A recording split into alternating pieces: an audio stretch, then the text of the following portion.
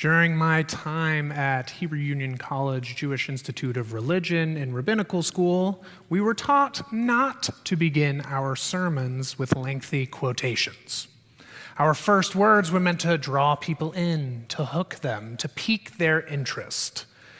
Now, with apologies to my homiletics teachers, I wish to begin this evening with a lengthy quotation, because when I came across it earlier this week, it really did draw me in, speaking to this moment when I know for many of us words are so hard to find.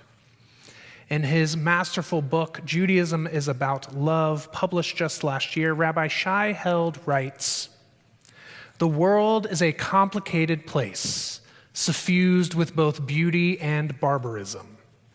Any given day can make us dance with joy and recoil in horror. We shudder at the depths of human depravity and marvel at the extent of human goodness. We see signs of moral progress in one corner and symptoms of decay in another. We encounter some who revel in killing innocents and others who risk life and limb to save perfect strangers. The dignity of one group is finally affirmed even as the humanity of another is brutally denied. One page of the newspaper bolsters our faith in humanity, while the next all but destroys it."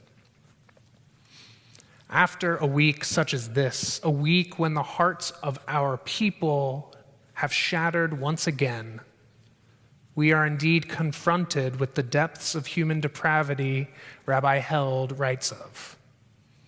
In this past week, it has been so hard to see goodness, decency, and kindness in the world.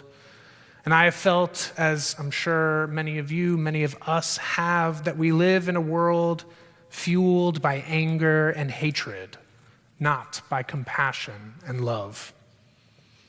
Knowing this, how can we, as Jews, do what our ancestors have done for centuries? How can we, in this complicated world, sing praises to God? How can we follow our ancient teachings to recite blessings and offer gratitude for this world?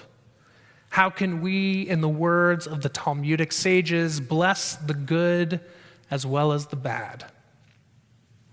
And channeling the poetry of the psalmists, how can we sing a song of God in a world that seems so alien to us, so distant from the values we hold dear? There is one word, one virtue, one value I keep returning to in answer to these questions, and I hope you may have noticed ran as a recurring theme throughout our service tonight. And it is that thing that Rabbi Held so beautifully argues lies at the heart of our sacred tradition: love. In contrast to many other ancient cosmologies, Jewish tradition boldly and radically proclaims that this world, our world, and us, its shapers and caretakers, were created as an act of divine love. Love is the grounding force that guides how our tradition conceives the world and our place in it, existing in sacred relationship with our Creator. You may rightfully ask, "Rabbi, how can you speak of love when the world seems so dark, when hope seems so distant?" And it is a fair question. But the power of our tradition is not in its ability to provide simple, idealistic principles that are easy to grasp and live by. It is easy to see a loving world or to see love in the world when everything is going the way that we wish it would. What is harder, much, much harder, is to choose to see the world through the prism of love and goodness when the darkness threatens to consume. What makes this fundamental claim of Jewish thought so bold and radical is in its response to moments, to weeks, such as this one.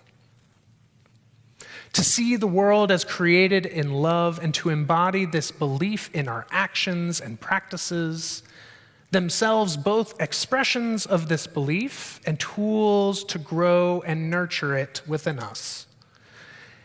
It's not meant to be easy. As Rabbi Held explains, we are complex beings with contradictory natures, struggling to make our way through an often bewildering world. In the face of all this, Jewish tradition makes a simple but audacious claim that we remain capable of choosing the good, and the height of the good is love.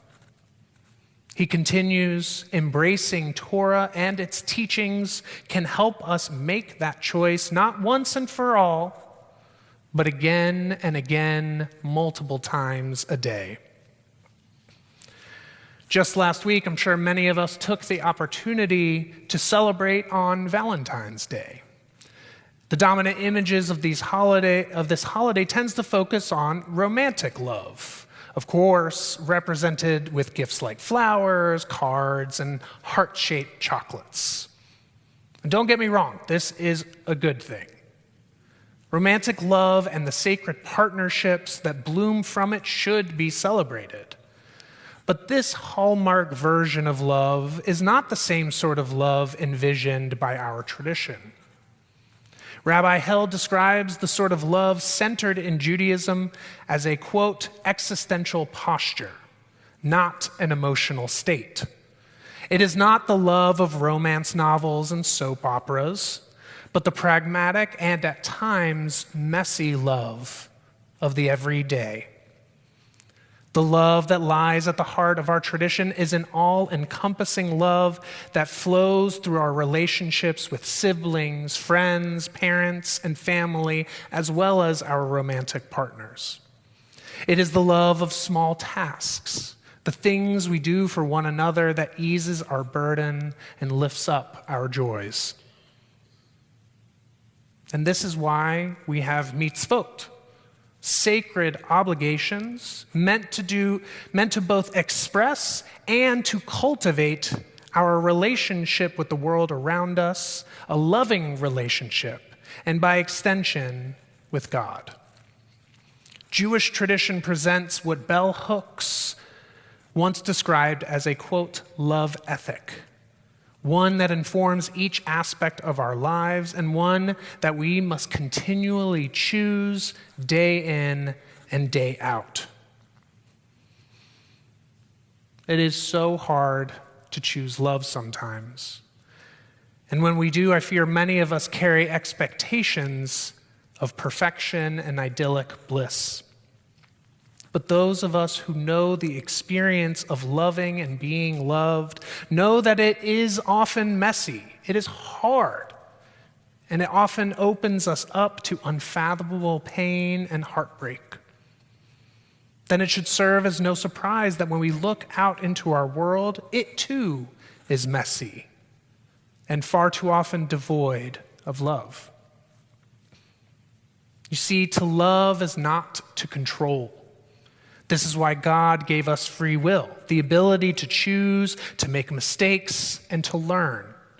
Anyone who has experienced love knows that truly loving someone means trusting them to make their own decisions about their lives, about their families, about their bodies, even if we may not agree.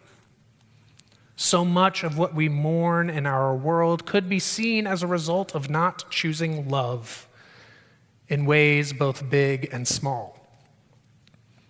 And yet, those of us who do choose love are left to feel as if we're foolish or weak, opening ourselves up to such heartbreak. On this Shabbat, I pray that we can choose love. Not the flowery, fictitious sort of love, but the gritty, everyday sort of love that our tradition centers. Doing this is not easy. Choosing fear or hatred or anger often feels like the better or perhaps the easier choice. But choosing love can guide us in so many ways. It can lead us to humility, to allowing those whom we love the freedom to choose. It can lead us to justice, understanding that loving ourselves and those closest to us must not lead to the degradation or hatred of others. Love can lead us to life, a different sort of life, when hardships and struggles are shared. Love is our strength, not our weakness. It is our hope and aspiration, and it is the principle that we cultivate in the many rituals, traditions that we observe. So may we choose love again and again and again and again. Ken Yehi Ratzon, may it be God's will, and let us say together, Amen.